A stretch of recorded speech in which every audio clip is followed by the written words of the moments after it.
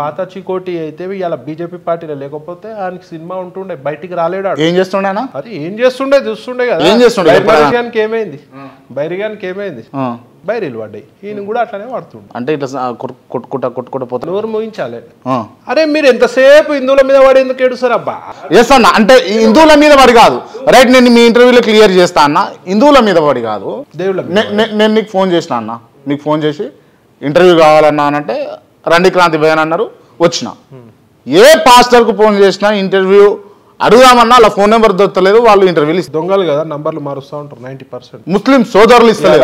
ఇవాళ హిందూ దేవుళ్ళ మీద పడి ఏడిచే నా కొడుకులు ఉన్నారు కదా, సెక్యులర్ నా కొడుకులు ఏదో ఒకటి పెట్టుకొని ఎప్పుడో 70 ఏళ్ళ కింద 100 ఏళ్ళ కింద ఎవడో బాపనైనా గుళ్ళకు రానియకపోతే అని పట్టుకొని నరకండి రాబోయ్ ఎవడొద్దు అన్నాడు. ఇవాళ హిందూ దేవుళ్ళు ఏం చేసిర్రు, మిగతా వాళ్ళు ఏం చేసిర్రు, హిందూ సంఘం ఏం చేసి, హిందూ సమాజం ఏం చేసింది,